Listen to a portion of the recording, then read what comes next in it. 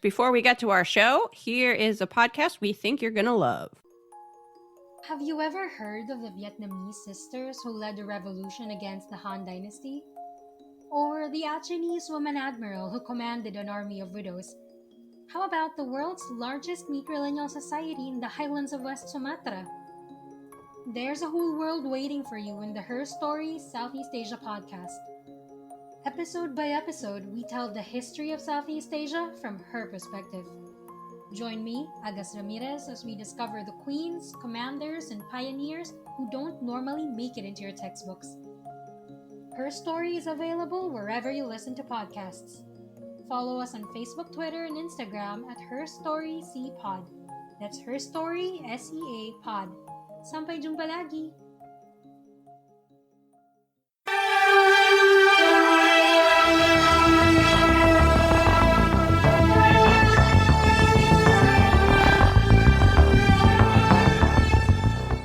Hello, friends and enemies. Welcome. Perhaps it's you. I'm Liz. And I'm Samantha.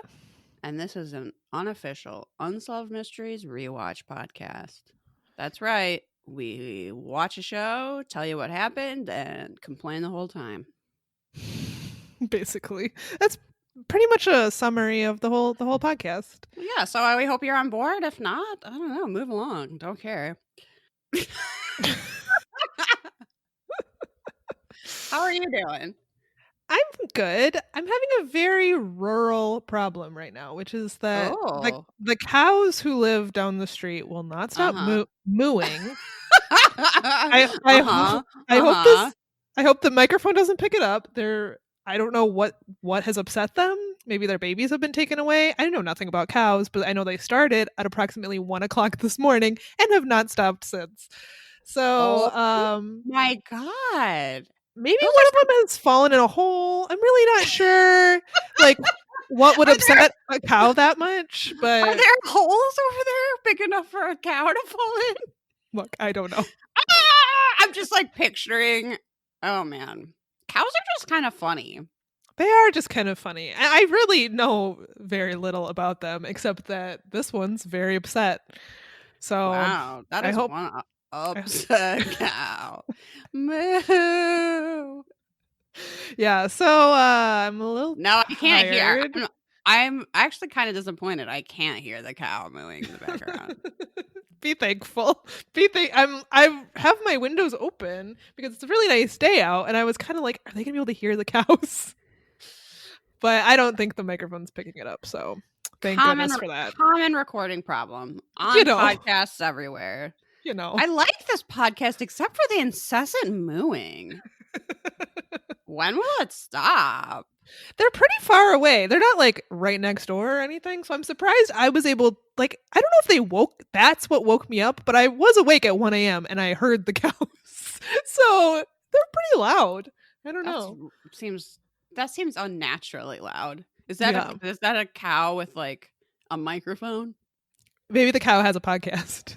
The cow has a bullhorn. The cow has a podcast. That's probably out there. There's so many. Everyone has a podcast now, so including wouldn't surprise me. I'm surprised my dog Lenny Briscoe doesn't have his own podcast. It's probably coming any day. Yeah, how they do that without thumbs is a mystery, but that's what the Patreon is for. Get them some assistance. Huh. Well, I didn't see that coming, and I like it. Full of surprises. Yeah. Do we have any updates? Do we have any updates? Okay, so we got an email from listener Tiffany, who was disappointed that I was not more enthusiastic about the Danny Casolaro mystery. Tiffany, I'm going to suggest you not put your thoughts about this mystery in writing. Just some advice. Tiffany, you said you were disappointed I didn't like the segment, and I liked the segment, but I'm not looking into it any further, and neither should you. I'm saying this to save your life. No, I'm not going down any of those rabbit holes you sent along. I do not want to know anything more about the octopus. It is one thing to complain about the government. It is another thing to actually know shit. I'm not making that mistake. No. Nope. I'm Like, not dying. I'm not dying for this podcast. That's not happening. I like this podcast. I like our listeners. I like most of the episodes of Unsolved Mysteries we watch, but I'm just gonna throw this out there that some mysteries need to remain kind of unsolved, and this is one of them. Yeah. I'm not the champion that's gonna bring the government down. If Danny Casolaro couldn't do it with all of his evidence, it's not gonna be me. That's not gonna happen. No. It's certainly not going to be us. But we did, for the record, like the segment. The mystery was interesting. I'd love to know more, but I'm not going to pursue it. No. It's better left unsolved, gotta say. Yeah. For my own life. Yeah. I told Samantha that I gotta find out if Paul Rudd ever ages. It's important. If the government takes me out soon, I won't know. And I got to. So that's it's not happening. We have things to live for, is what we're saying. Yeah, exactly. I've got a lot to live for, Tiffany. So the octopus is just gonna remain as it is, uninvestigated by myself. It's a cartoon villain. The Porpoise of Justice is pursuing it. I'm sure we'll leave it at that.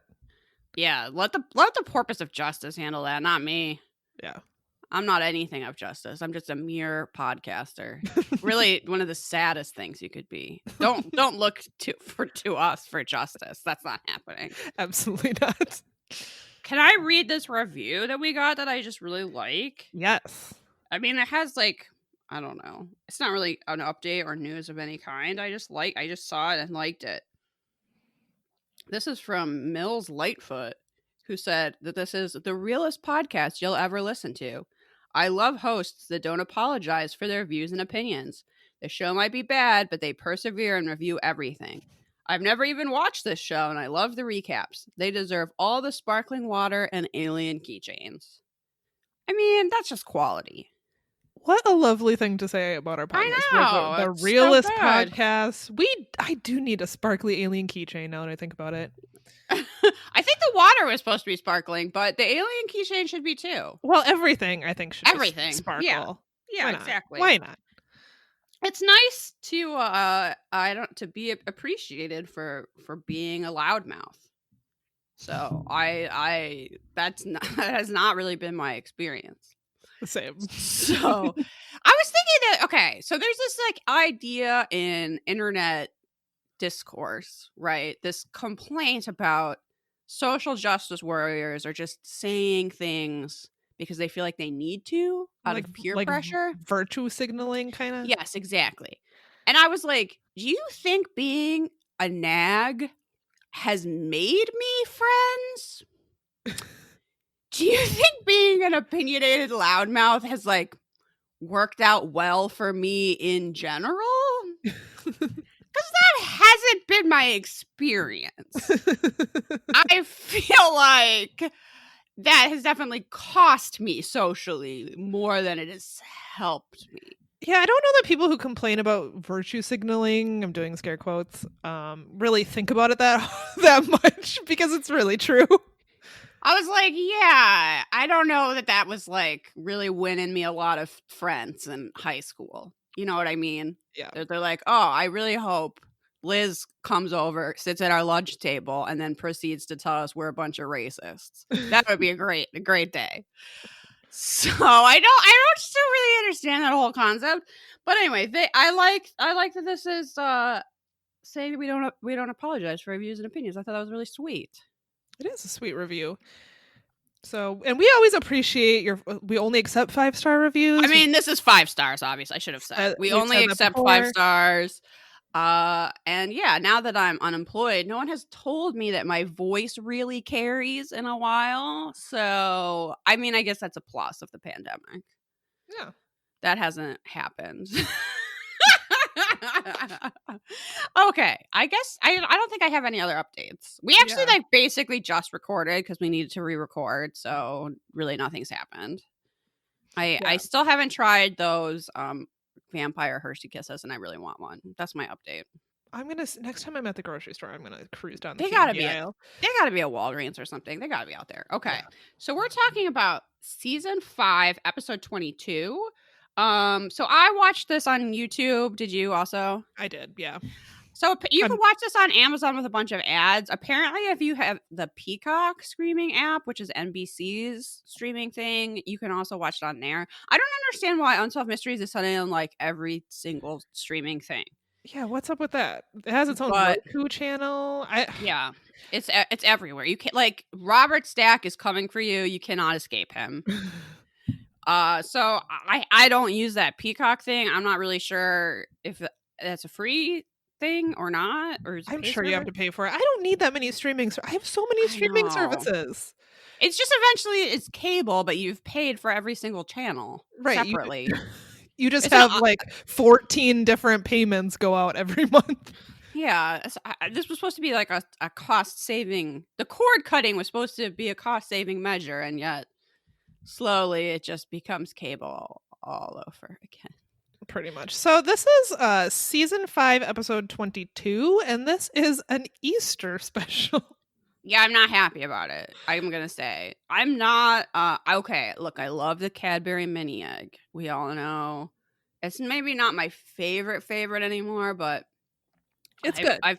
I've probably sacrificed a couple teeth to eating the Cadbury mini egg, not the mini cream egg. I want to be clear. Their candy is confusingly named. I don't want any of that gross cream in there. But in general, not really into Easter.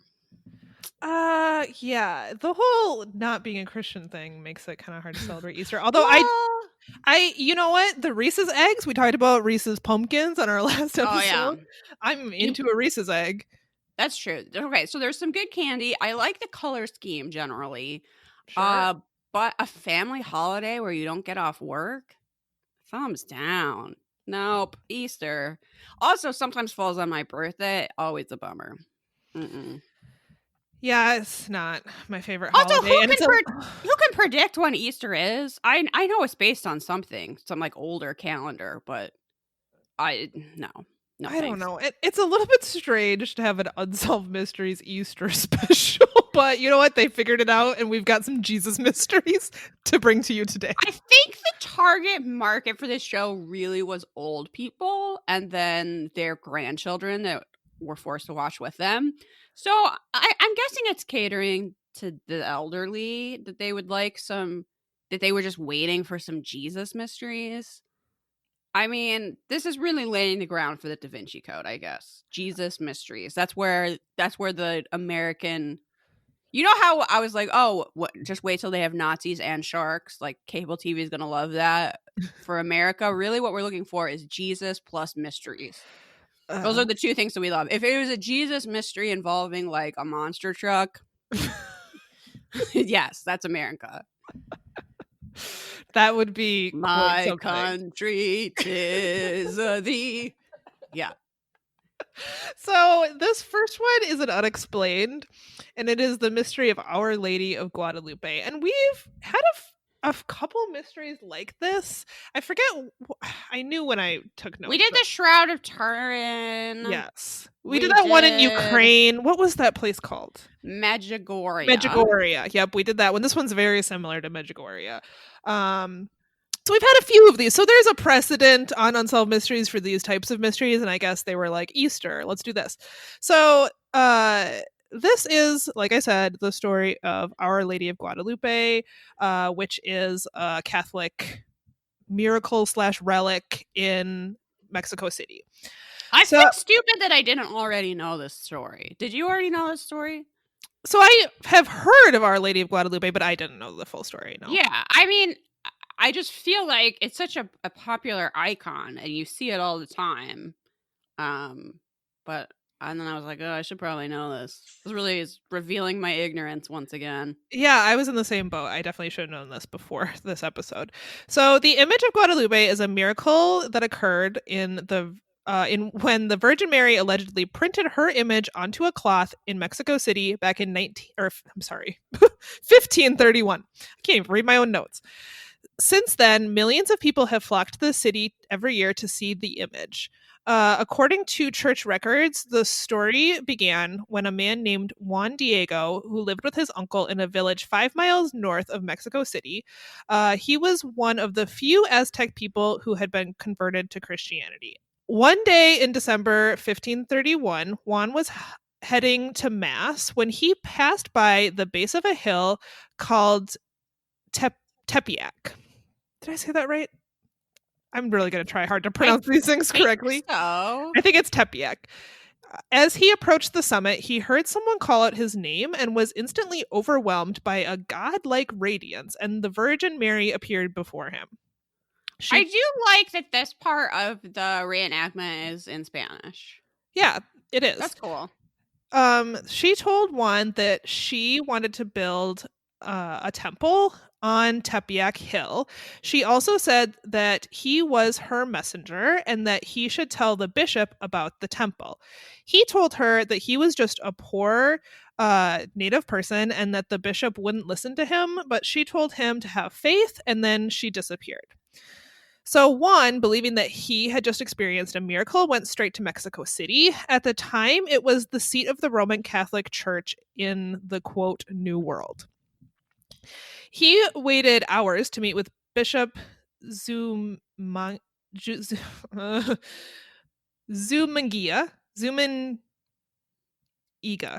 I'm sorry. The bishop. The main guy. He was known as a powerful but gentle man who treated the native people with kindness and respect. I'm sure he technically did, but I think we could have a larger conversation about colonialism. Anyway, Juan told the bishop that he had been sent to him by the Virgin Mary, who wanted a temple built on Tepeyac Hill. The bishop was skeptical and told Juan that he desired to see proof. So Juan returned home kind of dejected because he didn't know how he could possibly come up with proof. And then unfortunately the next day, his uncle fell gravely ill, and he immediately set out to find a priest to administer the last rites. Along the way, he again passed Tepeyac Hill, where the Virgin Mary returned to him. She told Juan that he would not need a priest and that his uncle was completely healed. He told her that he was unable to convince the bishop that the bishop wanted proof. So she told him to go to the top of the hill and cut the flowers that he would find there. Juan was immediately doubtful because this was the middle of a very barren and cold winter and there wouldn't be any flowers blooming. Juan, have faith. He's the Virgin Mary. So I was really disappointed in Juan at this point in the story. Yeah, he definitely is being tested, I would say. So he did go to the top of the hill where he was surprised to see it was filled with roses of Castine. He gathered them up in his, it's called a tilma, and it was made of a fragile cactus cloth. So he carried these in this cloth and brought the flowers to the bishop. Where he told the bishop that this was the sign he had desired, and he basically poured out the flowers, and where the flowers had been, an image of the Virgin Mary appeared imprinted in the cactus cloth. It's a dramatic reveal. He walks in, he's holding his robe close to him, and he's like, "Oh, bishop, I have your proof." And then he lets all the roses spill out, and then there's this image of the Virgin Mary, and it's like, "Oh my goodness." Mm-hmm. It's a very Drag Race moment. It's like when Sasha Velour took off that wig and all the rose petals fell out. Can you imagine if he did one of those jump and split things? Oh, a death drop? He should have. He should have dumped out those roses and then just flat on the ground. So and the bishop's like, "Work it, bitch." Yeah, I can see it. So the bishop believed that a miracle had just occurred before him, and that Juan had indeed seen the Virgin Mary. After Juan's vision, in the next, I think they said 3 years in the episode, approximately 1 million Aztec people converted to Roman Catholicism. Sure. And then, in accordance to the Virgin Mary's wishes, a shrine was built on Tepeyac Hill with the image still on display. The church was named Our Lady of Guadalupe after a village in Spain. Throughout the years, the church has allowed some changes to be made to the image on the cactus cloth, including a gold, halo around, like the Yeah, glowing. it's got like a border. Yeah, the glowing thing. They added a cherub, and then they added green and white colors to represent Mexico. Because let's face it, the miracle wasn't enough. Apparently not. More flash, more pizzazz. Needed a little bit extra. Since 1976, the image has been housed in a special basilica, and every year 5 million people make pilgrimages. But for as long as it has existed, there have been debate over whether the image is really a miracle.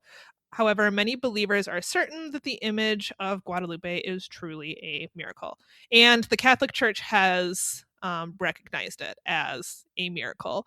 So, I mean, it's legit as far as the Catholic Church is concerned.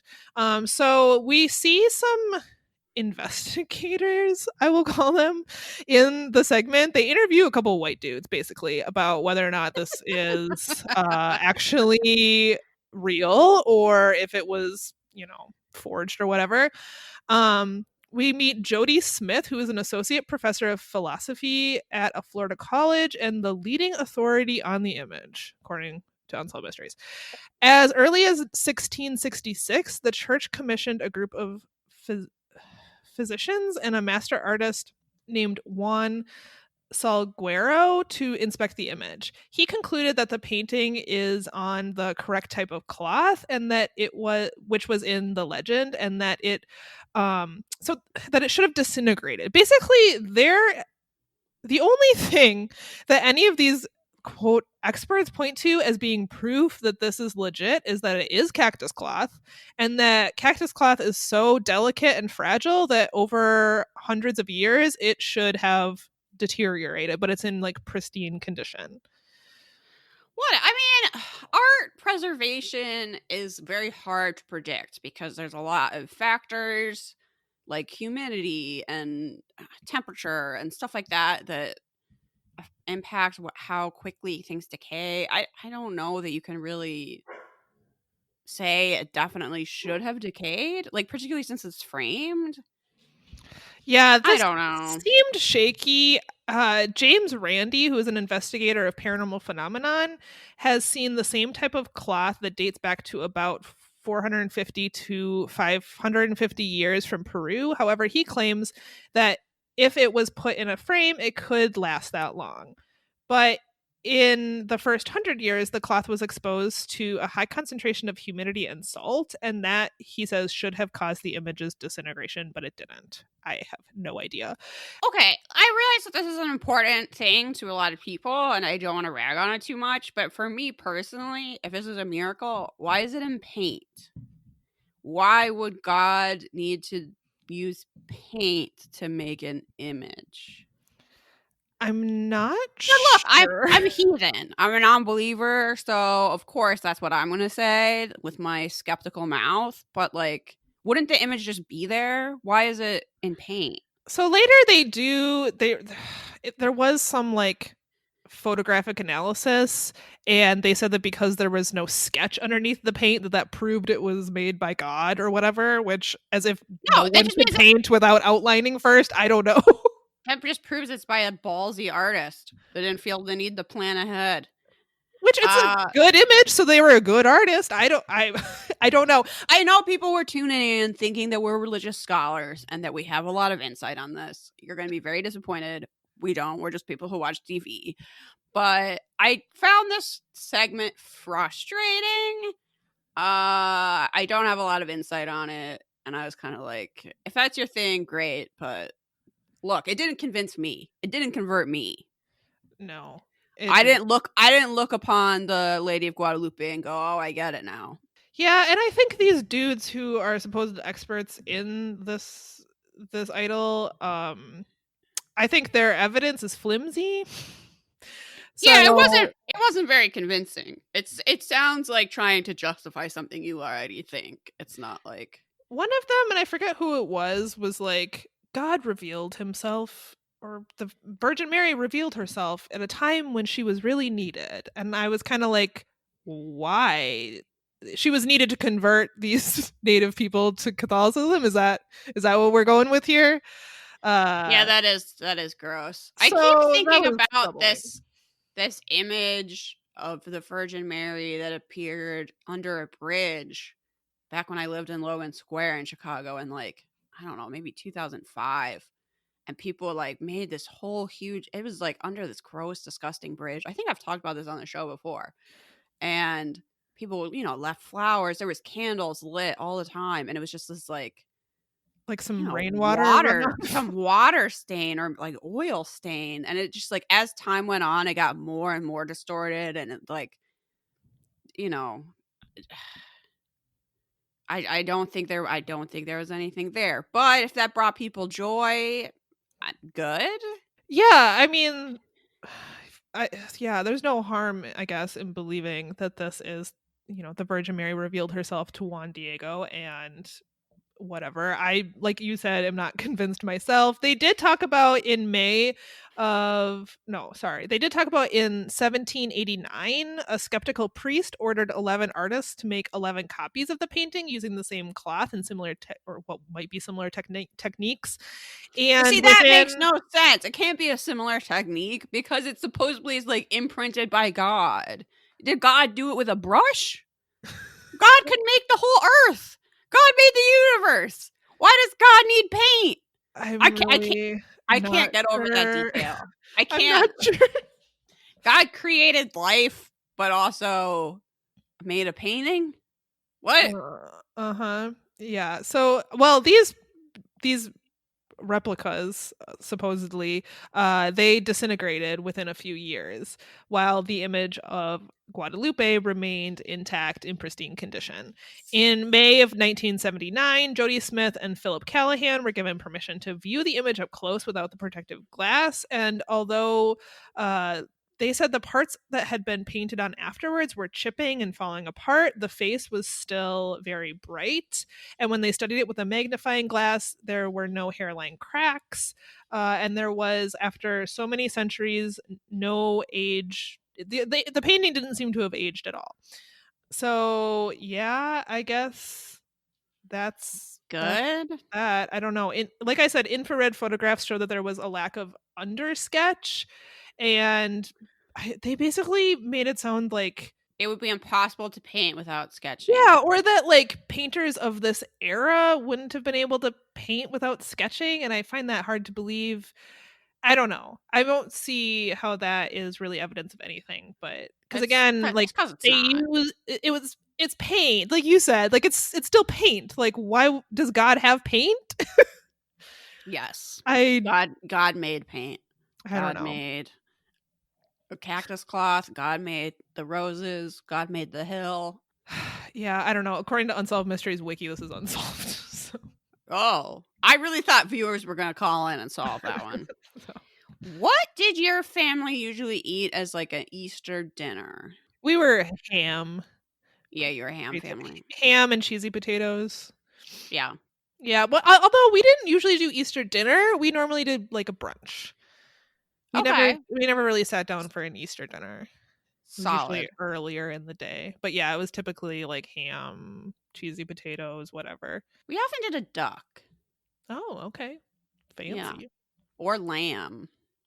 Mm. I know. Just living the life. I don't really care for an Easter ham, I'm gonna say. That's why I'm not a big ham person, to be honest. Pass. Like, not really my thing. I don't know. I mean, it's not like I won't eat it if it's like served to me, but it's not something I would ever seek out in the world. I feel like my family has never been able to like cook it right. It's always like really dry. So it's like I can kind of like feel it in my mouth just like thinking about it, like it's just too dry. It needed like a sauce, but my family was never like quite there with the ham. I used to work in a store that was next to a honey baked ham place, and that honey baked ham place was only like open for holidays. Like they did such big business for like Christmas, Easter, or whatever that they were you'll only get trampled for a honey baked ham. Yeah. Well, they would have this guy dress up in a bear costume, I guess because of the honey, and like dance outside so people knew that the store was open and you could go get hams. But that would cause car accidents. because people would be driving along, see a bear dancing by the side, get distracted, and then it hit the car in front of them. And it happened at least twice while I was working there. I don't think it was a great promotional tool, the bear. Put up an open sign, and you don't need a dancing bear. I also just feel like the connection is loose to a honey baked ham. Yeah, you would having think a it would be a bear. dancing pig. But I guess that you don't want to like think about the animal that you're eating I guess. because that's like a little, that could get a little gross. Maybe a bee. Yeah, the bears eat honey, therefore we have honey baked hams. I don't know. That place did a great business during ham season. But it also made the shop I worked with smell like ham. Oh. Yeah, I know. It wasn't great. Not a fan of the smell of ham. No. No, it wasn't the best. Okay, we have another Jesus mystery for you. It's sort of. I mean, Jesus is involved, kind of. Yeah, kind of. But it's actually a robbery. So this is about 15 paintings depicting the final days of Jesus. And the robbery took place 10 days after Easter. They really want to get this Easter connection in there. In 1969. So this is Ben Stoll's collection of paintings. He passed away in 1987, but I think his children had contacted Unsolved Mysteries saying that they were still trying to get these paintings back. And they wanted to get them back before Easter, which seemed like a really like unnecessary timeline, but whatever. So Ben Stoll was born in Chicago in 1910, and even at a young age, he was considered a skilled artist. He illustrated for books and magazines, and we get this example from a letter where he's praised by Norman Rockwell, and you're supposed to go, oh, he must have been so good. But then you see these paintings and you go, eh. So in 1954, he was commissioned by the Catholic press to paint a series of illustrations of the Stations of the Cross for an edition of the Bible they were making. So that's 14 pages. It's just like, I don't know, if you've ever been to a Catholic church, I'm sure you've seen something like stained glass windows or paintings or something showing the Stations of the Cross, like where Jesus has to carry it and blah, blah, blah. Okay, so that's what he was depicting. He liked the paintings that he made so much that he ended up making them again on a larger scale. And I guess this edition of the Bible was pretty popular, and he received letters from people all over the place requesting to come and see the paintings. So he decided to make another set that was even bigger and then make a museum specifically to display them. And I cannot imagine going to a museum just to see 15 paintings of Jesus, but hey, that's what people wanted. He did add, so there's 14 Stations of the Cross, and he also added a 15th painting to show the resurrection. So he spent 2 years working on these larger scale paintings, and then he opened the Museum of the Cross in Sarasota, Florida. This came to an end on April 17th, 1969, when he got a frantic call from the museum director. Also, why does this museum that literally only has 15 paintings need a director, but whatever. All of the paintings have been stolen. The museum didn't have any alarms and didn't have any insurance. He trusted people. Yeah, they talk about how much he trusted people. I feel like in general, small museums do not have good security at all. So that's not really a surprise to me. But the fact that he had no insurance is kind of weird. I'm sure like probably the building was insured, but not maybe the art, That seems like more important to insure. But I guess he never thought anyone would steal from him because he was just that trusting. But like, what if your building was like hit by lightning and it burns down? Like, right, that's why I'm saying I trust people. Like, something could still happen to those paintings. I feel like you would insure the building for like, fires or damage or whatever, but maybe he didn't like specifically insure the art. So then when the art was stolen, he didn't. I mean, it's not like he was going to get those back. He would just get like whatever the supposed monetary value of that is, which with art is pretty arbitrary. So I guess it would depend how much he had insured them for, but he didn't insure them at all. So they were worthless. So they had broken in through the security door or the fire door. Often art thieves cut paintings out of canvas stretchers so they can just roll up the canvas. But in this case, they actually removed each staple from the back, which would have taken a really long time. and then rolled them up for like easy transport.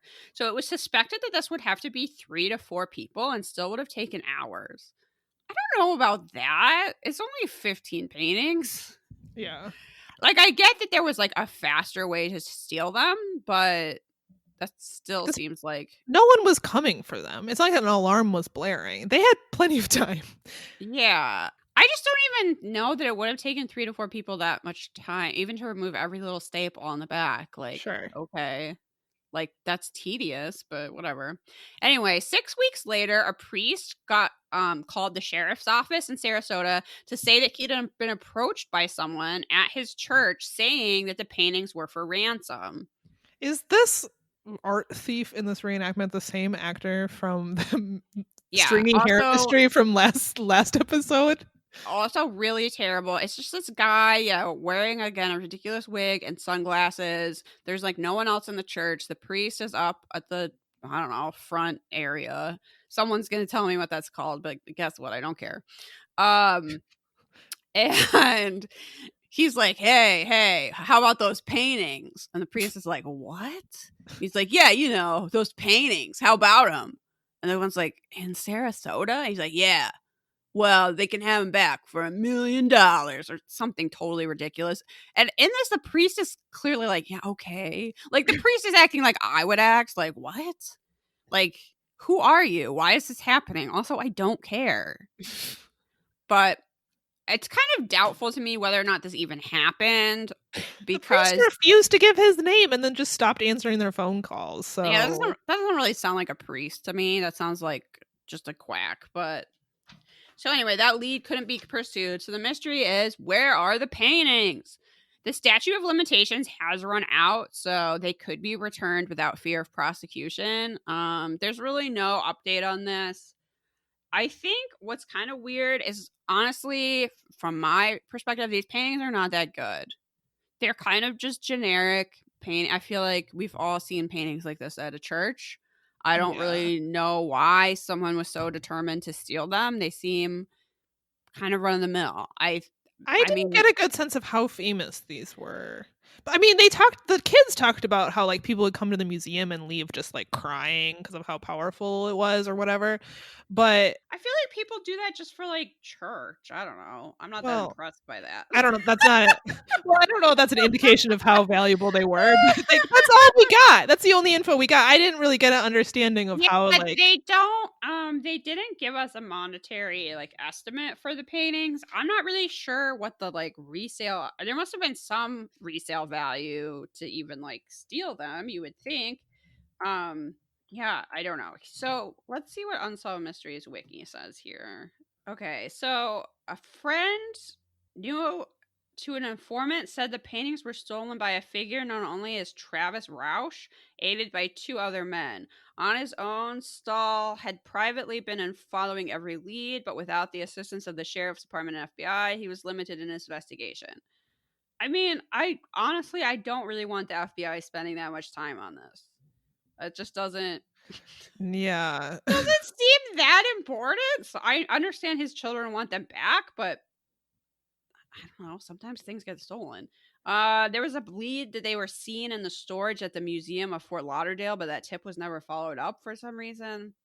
I don't know. Look, the paintings are still out there somewhere. I feel like it sounds like he made these paintings a couple times. His children still have the smaller ones. Yeah, I don't know. Don't they? I guess someone out there has some paintings of some white Jesus on the cross. They seem very generic, and I don't know. I can't get excited about this story. I would like to hear more art thefts as general. I think that's kind of interesting, but I don't know. There was an interesting story a little while ago that this, couple passed away. I'm sure they didn't die at exactly the same time, but whatever. But when people went into their home after they're dead, they found in their bedroom this giant painting that had been stolen from a museum in Santa Fe years earlier. Oh, interesting. And they had just been keeping it in their house to look at okay. themselves, I guess. That's so selfish, though. Was there an indication that they knew it was stolen, or did they just like buy a painting and naively? The implication was sort of that they had stolen it and hung it up in their house. And nobody had ever suspected them of that previously. But then, sort of like on reflection, they were like, yeah, for two teachers, they did live a pretty lavish lifestyle. They were going on like lots of international trips. You know, they enjoyed fine dining, stuff like that. People were kind of like, yeah, how did they afford all that stuff? Like, were they stealing and selling art? And then they kept this like one painting. Man, yeah, that's the story I want to hear. That sounds fascinating. Yeah. In general, like museum heist stories are like pretty fascinating to me. We read that book, The Feather Thief, Oh, yeah. book club earlier this year about the dude that stole a bunch of birds. That was really good. For Victorian fly lure like making. It was really good. I highly recommend that book. It was really interesting. I also want to say to men out there that toxic masculinity has lied to you, and it's okay to just make crafts. And you don't have to pretend that you're making fishing lures that you're never actually going to use fishing. Like, you're actually allowed to make anything.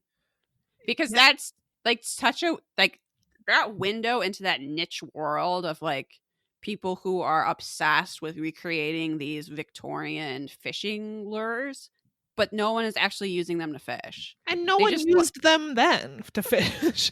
Like, people just like showing off fancy. They just basically think they're pretty. Yeah. So I just want you to know that it's okay. You can make, it doesn't have to be somehow tied to fishing very loosely. You're allowed to make whatever you want. Yes. And you don't and also don't steal from museums. I know that lots of things in museums are stolen. Like lots of historical museums have things that are looted, but those are now, they're not just for you. You don't get to steal them and keep them for yourself. They're for everybody. It's rude. It's rude to steal a painting and hang it in your own bedroom so only you can look at it. Go to the museum and look at it with everybody else. That's rude. It's very rude. I don't approve. Apparently, and I don't know a lot of details about this, but apparently since COVID started, there's been like a dramatic increase in the people who are interested in rare house plants. Which is like not something I'm interested in, but I do find that world a little bit fascinating. Like I follow a few like rare houseplant YouTube channels that'll like show off their plants and stuff, and I like watching them from time to time. And I recently stumbled upon some like drama where like apparently like demand, like supply cannot keep up with demand because people are buying. There's just not, I mean, they're rare, right? So there's not like an abundance, that's by definition there's not a bunch of these plants available.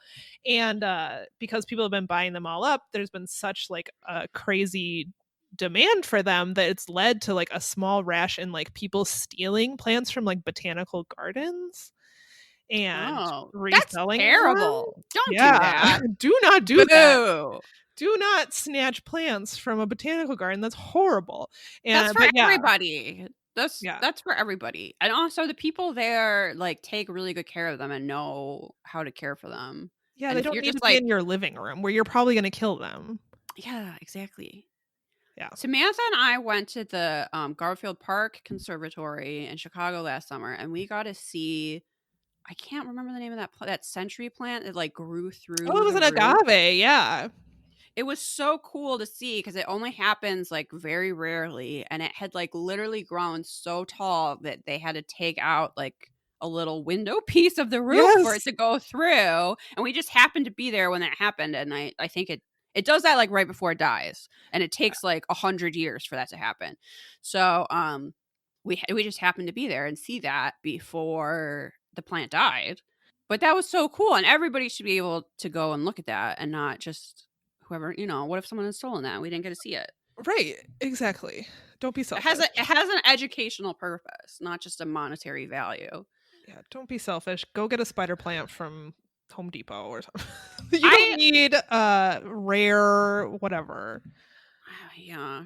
Spider plants are great because they're like, they give you gifts.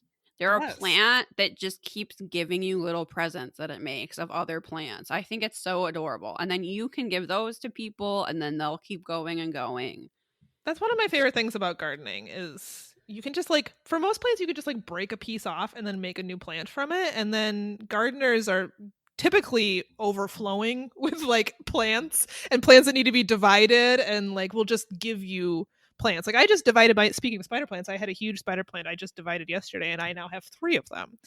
So I Yeah, so really nice. like that about, and I think that's, people are stuck at home. Like, I can totally understand why, like, COVID has resulted in more people getting into gardening and plants and things like that. But let's all calm down a little bit. We don't need to be like, they're just plants, all right?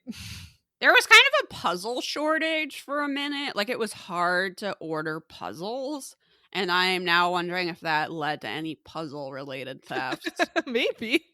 Do you think so? We were talking about the Minnesota's largest candy store, which is attached to Minnesota's largest puzzle store. You think the puzzle store got broken into or anything like that? I mean, I haven't heard tale, but maybe. Wouldn't surprise They me. deserve it.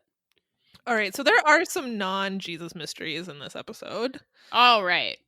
You're going to tell us about what? This is an unexplained death, I think. This is the death of From Tom Friday the Roach. 13th. Mhm. Okay, this is my question. I know that 13 is, ominous, but did people think Friday the 13th was bad before the movie? Is that literally just a movie thing? Or has that always been bad? Okay, I'm going to look that up while you talk. Yeah, find that out. That's interesting to me. Okay, so this is the death of Tom Roach.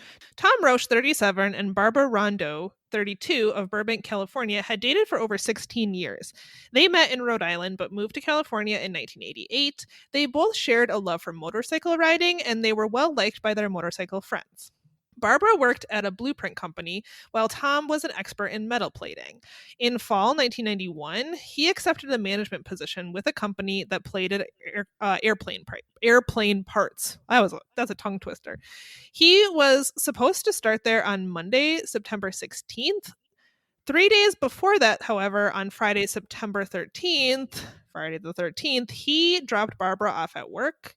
They made plans for lunch. However, he never came back to pick her up, and she was concerned when he did not call her at all. When she returned home at 5:30 p.m., she had not heard from him still and was surprised to find that the front door was unlocked.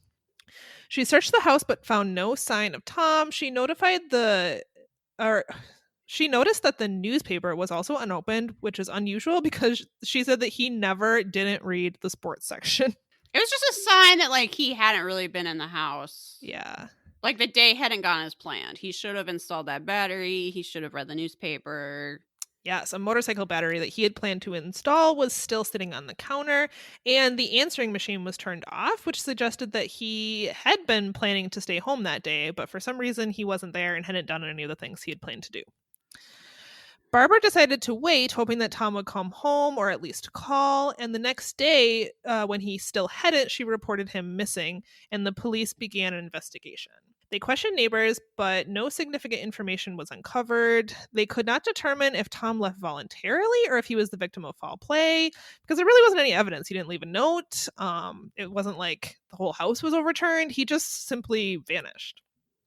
Barbara circulated several missing persons flyers hoping to find out what happened to him, and I realize this is very serious and he's missing, but these missing persons flyers were really funny. On September 19th, several days after Tom vanished, she got a letter from someone who claimed to be his alleged killer, which included some of his personal belongings, including his ID. And an earring. Yeah, an earring that he was wearing the day that she last saw him. Barbara had no idea who would have wanted to kill Tom. He didn't have any enemies. He was well liked by his coworkers and all his friends. Police tried to retrace Tom's steps on the day of his disappearance. Bank records showed that he had made 2 deposits at approximately 8:20 a.m. He did not withdraw any money, which indicated to them that he didn't have any plans to leave town. At 9:30 a.m., a neighbor saw him leaving his home with an unidentified man, and it's believed that that man may have been Tom's killer. However, there was another witness that contradicted this. They came forward claiming to have seen Tom after he had vanished. The witness, Andy Marsala, was the owner of a motorcycle parts store in nearby Glendale. He claimed to have seen Tom come into his store on Saturday, September 14th. He and Tom were acquaintances, and he noticed that Tom was acting strangely that day. Some, however, believed that Andy was mistaken about the exact day he saw him. Yeah, why would he necessarily remember what day that was? I don't know. This is always suspect to me because this comes up all the time in these cases, is that people's memories are not exactly that accurate. You may think that No. you remembered it on a specific day, but unless there's anything like very specific about that day, like it was my birthday or it was his birthday or like Right. there has to be something very specific that would make you remember the exact date. Otherwise, it's really flimsy evidence. The sighting led some to suggest that Tom may have written the confession letter himself and intentionally disappeared. I feel like that's so cruel to her. Yeah, it is. I don't think he would write a letter. Say he wanted to leave her and leave town. Would he write a letter saying he had literally been murdered and here is some of his stuff? Like, I can't think of a meaner thing you could do. Yeah, I don't think so. And they had a good relationship. They'd been together for a really long time. She says, She clearly loves him. Like, yeah, when she's talking definitely. about him, she loves him. And the idea that he would be like, not only am I gone, but I've been brutally murdered. Bye, haha. Like, no, I don't buy it at all. No, definitely not. And she herself says that if he wanted to leave me, he would have just told me and then left me. Like this is definitely over the top. That's a bizarre way to dump someone, to Yeah, claim you've been murdered. over the top. So then on January 11th, 1992, 4 months after he vanished, weathered bone fragments and personal effects were found in a remote location in Placer County, 500 miles north of Burbank.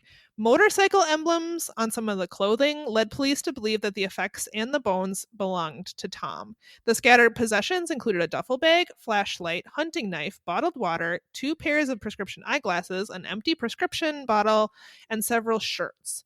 This suggested to them that Tom was packed and ready to go on the road. Barbara confirmed that the shirts and one of the pairs of eyeglasses belonged to Tom. Testing is still being done at this time. Testing was still being done to determine whether or not the bones belonged to Tom. Interestingly, the letter writer claimed that Tom had been buried in Los Angeles, which was several hundred miles away from Placer County. It is possible that the writer purposely misled authorities. So, yeah, let me look at Unsolved Mysteries Wiki to get the update. Oh, here's what the note said. I'm very sorry for what I have done. I know that in time the guilt will leave me, and so will your pain. What a weird, cruel thing for a murderer to say. Yes, yeah, what It's all about jackass me. response. Yeah. I do feel bad, but not forever, and neither will you, I guess. That's Yeah. just like making himself feel better. So this case is still unresolved. However, DNA testing did confirm that the bones were Tom's. The cause of death was determined to be a gunshot wound. However, the identity of his killer remains unknown. And sadly, Barbara passed away in 2010. She was only 49. Ugh. Gosh, that's terrible. Yeah. So That's this a will probably remain mysterious unsolved. one. It doesn't really seem like, I don't know. He doesn't seem like he had any enemies. Yeah, I why mean, would someone kill him and dump him in? It doesn't no, make any sense. I don't know, but probably not never all of will. the items that were found with him belonged to him. Like there was a pair of eyeglasses that weren't his. So Or is she that she just didn't recognize? yeah, I guess that's true. I feel like they could find some of Mac's stuff and they could be like, is this his sunglasses? And I'd be like, honestly, I don't know. Maybe. Yeah, you're right. That is true. I don't Like, know. This one is weird. I mean, I think he's just murdered. I don't think he tricked her or no, I whatever. think so too. And who's that? Who was last seen with him? Who was that dude? Like, Yeah, I mean, I violence towards men, I'm just gonna say maybe it's drug related, but who the hell knows? could be. I don't know. Like, yeah. Great biker fashions though. Oh yeah, definitely. I think I had there's not really great mustaches in this episode. There was one on the cop in this, and I called it Mr. Twix Bar. I like Just it. kind of what his mustache looks like. Okay, I have some information to read to you about the superstitions for Friday the 13th. This is from HERstory.com. Ooh, great. So long considered a harbinger of bad luck, Friday the 13th has inspired a late 19th century secret society, an early 20th century novel, a horror film franchise, and there's 2 different phobias associated with Friday the 13th, but I don't think I can pronounce either of those words. So it goes on to talk about how in Western culture, the number 12 is often thought as like a complete set. And that's and examples are the 12 days of Christmas, there's 12 months, there's 12 zodiac signs, stuff like that. So its successor, 13, has a long history of being bad luck. And it goes back to talking about the Bible, that there's 13 guests at the Last Supper. So you have like 12 apostles plus Jesus, blah, blah, blah. Okay. And so then the next day, Good Friday, sort of connects to it being Friday the 13th. So there's a lot of history of 13 being bad luck. And one example of that is that in the 19th century, there was the 13 Club that would meet for dinner on the 13th day of the month in room 13 of the Knickerbocker Cottage and have a 13-course dinner. Anyway, the concept of Friday seems to have first showed up in the novel Friday the 13th, written by Thomas William Lawson in 1907.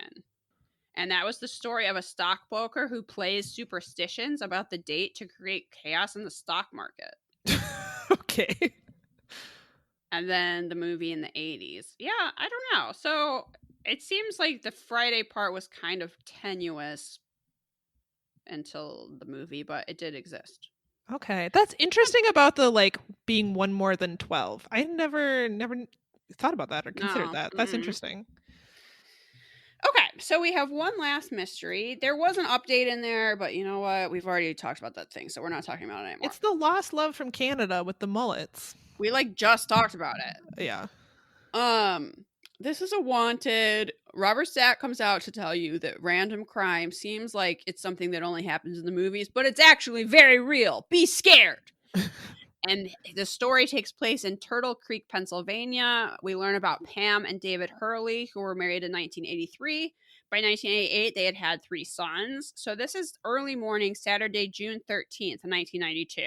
That weekend, David and his brother were taking Boy Scouts on a canoe trip. And this is something they had planned for a long time. I think it was like, you know, like a little weekend camping trip.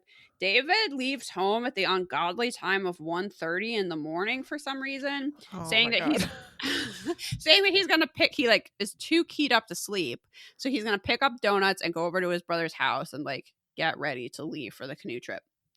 Yeah, so he seems really peppy in this reenactment. I'm not sure if that was true to him in real play life, but I'm assuming it is if he's up at 1 a.m. that excited about this canoe trip. To go canoeing with a bunch of kids, which sounds terrible to me. They play him like a huge dork. So hopefully that's accurate, because otherwise his ghost is going to be insulted. So his wife was startled to hear him call out about an hour and a half later, calling for her to come downstairs. And if the reenactment is true, it's like pretty casual, where he's like, Pam, you gotta come down here. Pam, could you do me a favor? Could you come on down here? She's like, what? Because it's the middle of the night. And he's like, yeah, I've been shot. So I've been shot. If you could come on downstairs. I liked actress Pam's reaction to this, where she was really just Wait, I'm sorry, what did you say? You've been what? Honey, if you could come on downstairs. So there's a bullet inside my body. Yeah, I was shot with a gun. Yep. So she runs downstairs, and while they're waiting for the paramedics to arrive, he tells his wife the story that he had picked up donuts and was heading over to his brother's house when suddenly a car appeared and sideswiped him. So he pulls over to exchange info, but the man in the other vehicle gets out, is so mad at him that he punches him and then shoots him. That's a strong reaction. Yeah, to something that seems to be entirely this other guy's fault. Yes. Where I'm guessing he just like wasn't expecting other people to be on the road, right? It's like the middle of the night. He's not paying attention. He sideswipes this guy's car, but then gets out, punches him, and shoots him. So paramedics arrived at 3:30 in the morning, and he told his story again. He was rushed to the hospital via helicopter and was operated on for 2 hours. Unfortunately, during the surgery, he went into cardiac arrest and died. He was only 34. So Unsolved Mysteries was looking for a young black male driving a champagne-colored Honda Prelude, which is what he had described to his wife and paramedics. There weren't really any distinguishing features or anything other than that. I mean, you always kind of have to be suspicious when someone blames a crime just on a young black male, but honestly, I don't know of a reason for him to lie. But also the story is weird. It's really weird. I will take a look at unsolvedmysteries.com. Viewers are not buying it. They do not believe this guy was driving around at 1:30 in the morning to get donuts. Like, first of all, where? Yeah, and I don't know that would his brother have appreciated him showing up? Like, I'm just that excited for this canoe trip. Be like, dude, good, great, but stay at home until a reasonable time. I'm asleep because we're gonna have to be dealing with children and hauling canoes all day. I kind of need my sleep. Like, I don't know. I mean, unless the donut shop was 4 hours away, like you're gonna show up at like 2 a.m. at your brother's house. Yeah, and they show him like saying goodbye to his wife, like, oh, I just gotta go. I'm gonna go pick up those donuts, and she's like reading or something in bed, like, oh, okay, honey. Not what? The plan makes no sense. I mean, people have been shot in road rage incidents. That's not that weird, but something is bizarre about this. Or maybe he's just a weird dude. I mean, I don't maybe. Okay, some sources were saying that the times in Unsolved Mysteries are wrong, and it's actually he left at 3 a.m. instead of 1:30. That's slightly better, I guess. Okay, Unsolved Mysteries Wiki says, unresolved. In 1995, police got a break when a crime lab determined a gun involved in another case matched the one used in the murder. However, because it had changed hands since then, the investigation led nowhere. Authorities stated that they have a suspect in the case that they believe is responsible. However, they do not have enough evidence to charge him. They reportedly needed an unidentified woman who may have information about the case to come forward. Okay, so I'm not necessarily speculating that David was going to see another woman in the middle of the night, but it seems to be someone is speculating that. Okay. Because what unidentified woman? What? Yeah. There wasn't a witness on the road at 3 a.m. Not that we've heard about. No. Okay. That's all the information that we have. I mean, maybe this is like, I don't know, her husband? A lot of people on unsolved.com thought this was drug related.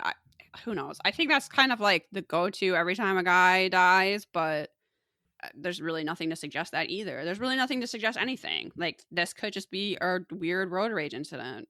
Yeah, it could be weird. I don't know. That one's... Yeah, I mean, it's too bad. It's sad. But also it's sad. Kind of strange. The reenactments in this are pretty funny and sort of seem like a parody of Unsolved Mysteries because this guy is real casual about being shot. And I can't imagine. I mean, maybe you would just be in shock, but I don't know. It's also, people have said it's kind of weird he went home. Like, I don't know that it is. Maybe you just like do that automatically, but yeah. He probably would have been better off driving himself to the hospital than driving to his house. I don't know. Maybe he didn't know how to get there. But it's a little bit odd. It's a strange one. I don't know what to make of it. Honey? Yeah, if you could just come on down. I'm bleeding everywhere. This is probably the last time we're ever going to talk. So the reenactment is so weird. It's the tone of it is very off and I don't know, almost like not in good taste. Yeah, does that make sense? Yes, it does. I would say that is very true. Okay, but that closes up this episode. All right, we are done and ready to rate mysteriousness. Thumbs way up. Okay, ignoring the Jesus mysteries because I mean, we don't know who stole those paintings. That's still a mystery. Actually, that's true. Okay, so Jesus, he's kind of a mystery. What's his deal? Stolen paintings, mystery. Dead biker, mystery. Donut guy, mystery. Actually, extremely mysterious. Actually, this one's quite mysterious. So 2 thumbs up. Yeah, way up. Way up to heaven. How are we going to rate the reenactments? On one hand, the reenactments in the first segment are pretty decent. I actually was surprised that I thought the Lady of Guadalupe reenactments, despite Mary being pretty white, I thought they were actually handled pretty well. I appreciated that the dialogue was taking place in Spanish and had subtitles for people who don't speak Spanish. I thought that was appropriate, but this last case is like, seems like a sketch. Yeah, and that guy's so casual about being shot that it leads to his death. I don't know. Also, that church reenactment in the stolen art segment is not super great. Again, very casual. Like, hey, priest. Yeah, so you know about the stolen paintings. What? Is that how that would work? If you're trying to get millions of dollars, you would just go talk to any random ass priest? I think that whole bit is a lie. I think someone just made that up. Well, yeah. So I don't know. Maybe they cancel each other out and we do it sideways. Actually, I say thumbs down. All right. Yeah. The last ones are so bad. It's true. They're really bad. I would be very insulted if I died and this is how my death was portrayed. It's like, first of all, Liz was a huge dork.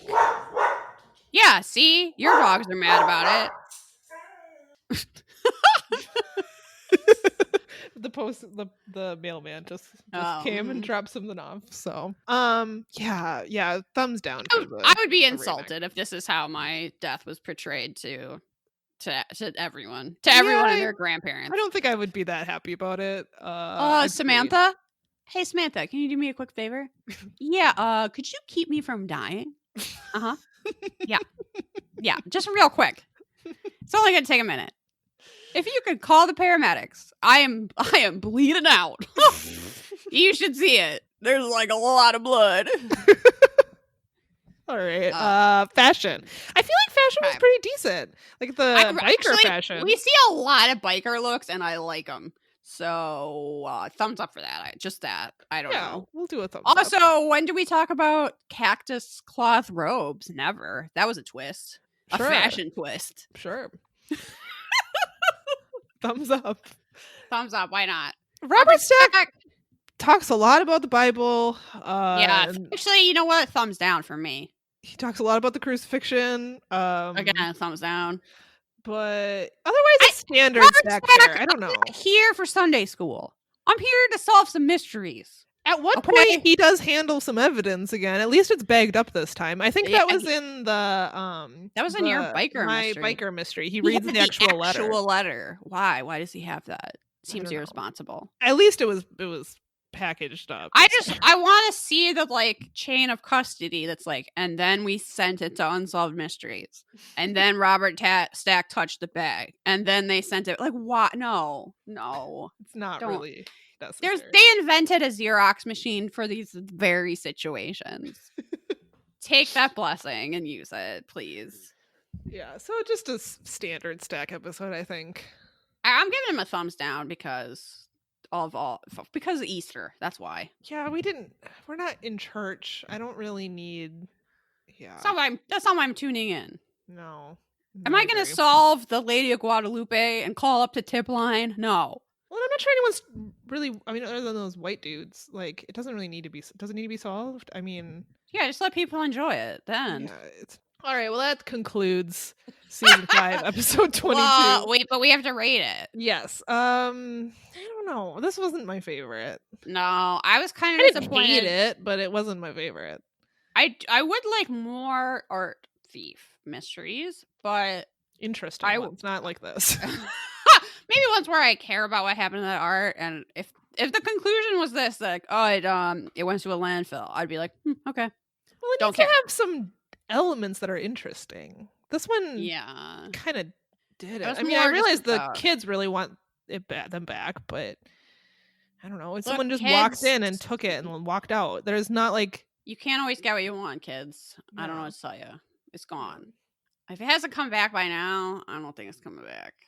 No. I mean, okay, I told you that this was an Easter one and we were going to get 2 Jesus mysteries, and you were like, I'm not watching that on a Saturday. So I think that kind of shows where this needs. I'm 2. This is a 2. I agree. Yeah, I specifically didn't want to spend my Saturday watching Jesus mysteries, so I'm clearly not the target audience for this episode. But we can only, this is our opinion. We can only rate as ourselves. That's what people are tuning in for. They need to know what's on our minds. This is not what I want. I feel like this last mystery, there's something else going on here. I feel like it could have been a longer segment. We're missing some details, I think. Yeah. I would like this episode more if that one had been done better. I think it's a good mystery, but not a good segment. Agreed. So a 2 is fitting, I think. What is your favorite Easter candy? I mean, mine's a mini egg, obviously, but I like the malted milk ball eggs. But I don't know if they're Yeah, my those are good. favorite. I think probably the Reese's egg wins out because I just love those so much. I used to be a big fan of the Cadbury eggs when I was a child Okay. and could actually eat them. Now they're just like It's you might as so well much eat sugar. you might just swallow a cup of sugar. It's so much. It's so much sugar. So And those it's were by far gross. my favorite as a kid. I loved Okay. those, but I'm not. Yeah, they're too sweet for me now. You're understood. Yeah, I think that's fair. This isn't going to divide us apart like your opinion of those Reese's Pieces eggs, which honestly might be my favorite Halloween candy. It all comes back to that. Yeah, they're okay. I'm not. You don't have to say that. I don't You don't have to say actively that just for dislike me. them, but if I'm going to buy, Reese's eggs, I'm gonna get the originals, the OG. You don't have to say that just for me. That's sweet of you, but you don't have to lie. Okay, so now it's time for the recommendations part of our show. Yes. We like to close things out with a recommendation. It's sort of a little palate cleanser after talking about so much doom and gloom and Jesus. My recommendation, we've referred to Amazon as our evil overlords, and I wanted to recommend an alternate bookseller. Oh, I like it.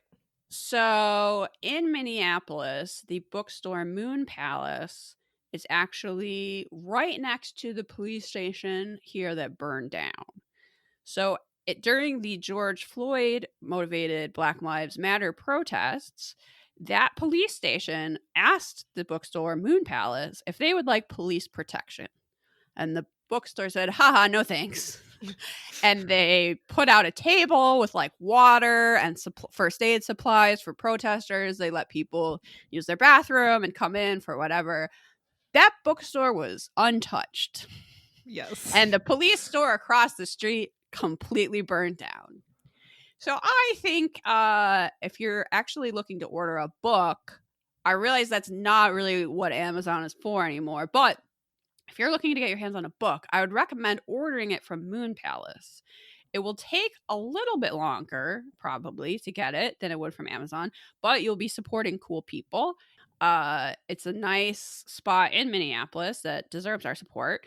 And shipping through them they ship media mail, so it's only like a couple bucks. So yes, like if you have your Amazon Prime, it's free, but this really is not going to add like the shipping. You're not going to get to the shipping and then go, oh, never mind. You know that step of online shopping where you go, oh, I'm going to get this, and then it's like shipping $29, and you go, oh, no, I'm not. That's not going to happen because it's through media mail. And also, if you're local, you can go and pick it up curbside. So yeah, they have like a little window on the side of their building now. I follow them on Instagram and I saw it the other day. There's like a little pickup window. You can go pick up your books, which is delightful. Also, so nice. If you're an audiobook person, I think they have Libro, which is an alternative audiobook resource if you're looking for that. Audiobooks to buy them are expensive, so I would always use the library if I were you. But if you're looking to get something specific and you want an audio version and you don't want to give your money to Amazon, I think they have Libro. So you can it's a way to get audiobooks from independent bookstores. Libro cool. FM, I think is what it's called. I've used it a few times. The other local place I know that's doing curbside pickup is the Irreverent Bookworm. You can also order from them and either have it shipped or go pick it up. So that's a really good bookstore. I would be really sad if they didn't survive this. I actually just ordered our book club book for this month from them, the 5. So I have to go pick that up. And I just ordered some obviously this is a Nebraska fan podcast. I ordered some CW Walker books from Moon Palace. So 2 bookstores I would recommend supporting. That's a great recommendation. I'm glad you recommended that.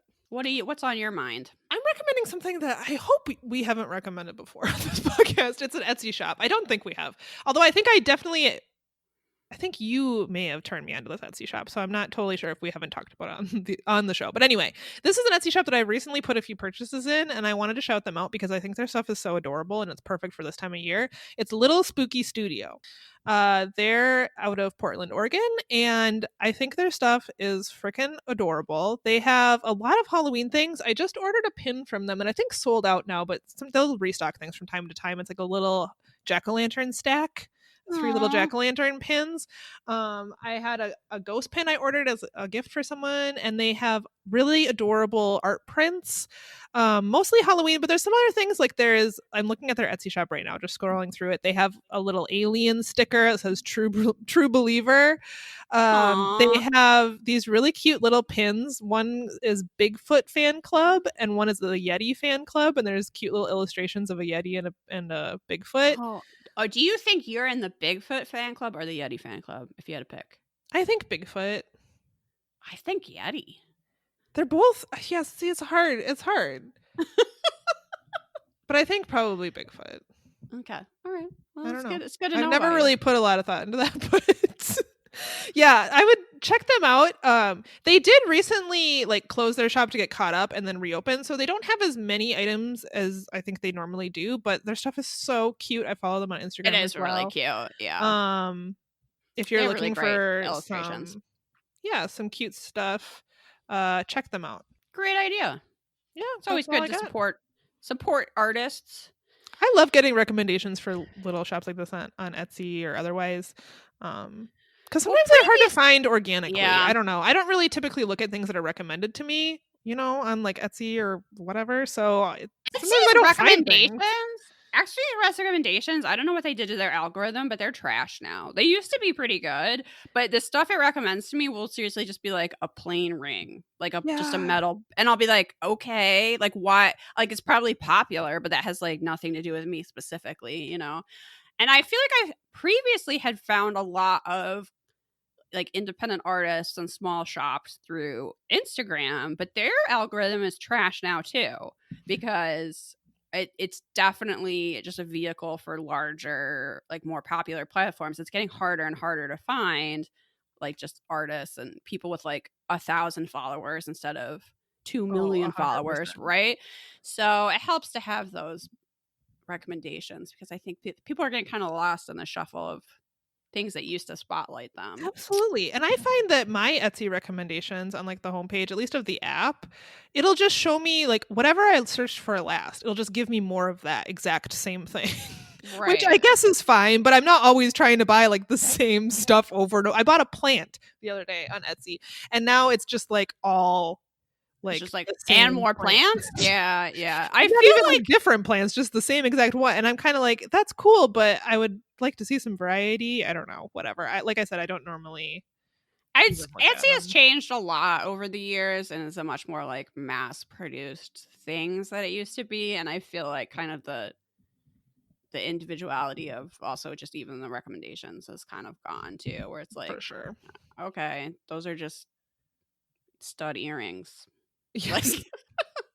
I think Yes. if that's what I wanted, I could have found it. Like, Yeah, exactly. okay, well, we can stop rambling about algorithms and bring the show to a close by reminding you to follow us on those social media things that we just complained about: Twitter, Instagram. We have 2 Facebook groups. You know how Facebook is terrible? Well, there are still groups, and you should join ours. Yeah, our spin-off group for Animal Crossing is still going strong. If you feel like you're late to the game, maybe your Switch took a really long time to arrive, it's not too late. We're still playing Animal Crossing, having a good time. Make sure you join Absolutely. us. We're like the group of the non-creeps you can talk to about Animal Crossing. You can be there for me demanding certain furniture items. I'm trying to get diner items because Nice. obviously I'm making a Riverdale. So if you want to be part of that exchange, Well, it's fun to be in a group that's a little bit smaller because I don't know. I joined a few Animal Crossing groups, but anytime like anyone wants to give you anything, they want to like charge you for it. Not like real money, but like game money sure. or whatever. They want to like exchange or trade something, and I don't know, if you don't play a lot, you may not have a lot to trade. So our group is just really fun. People are very generous and really enjoying It's laid it. back. It's not. Yeah, I don't I know. know a It's lot of not like people aren't most on of the Facebook internet. anymore, but if you still are, join us. What else? Okay, give us 5-star reviews. The only type of reviews we accept. We do really love them. appreciate them. We might read them on the show if they're particularly good, so get Yeah. creative. Yeah, and if you have a spooky story or any sort of paranormal phenomenon, or perhaps you solved a crime, I don't know. Perhaps you are frauding people right now. Write into perhaps it's you podcast at gmail.com. Confess to your crimes. We would like those for our listener stories episode. We do have a website, perhaps it's you.com. And I sort of feel like that's everything. Except, oh, nope. Like I always forget, we have a Patreon. You should sign up for that so you can hear us talk about the reboot. We're going to be talking about the last 2 episodes that have been released so far, including the Berkshire's UFO. That's this month. With Rob, formerly of Our Strange Skies, and all of his UFO knowledge and his giant brain. I'm glad he's helping us out with that one because there's it's just gonna make like it infinitely better. I feel like even if I dedicated the next 2 years to researching just the Berkshire's UFO, there's no way I would know as much as him. So let's just cut to the chase. Exactly. All right, everyone. I guess maybe if you have those Jesus paintings, you should probably return them to the family. It seems like they really want them. Okay. Yeah, please do that. And the statute of limitations has run out, so you're not even going to get in trouble. You can just be like, you can just brag, like, I pulled off a cool art heist. Boom, here are your paintings. Exactly. Like, that would be kind of cool. Yeah. Okay, bye, everyone. Keep barking. Bye.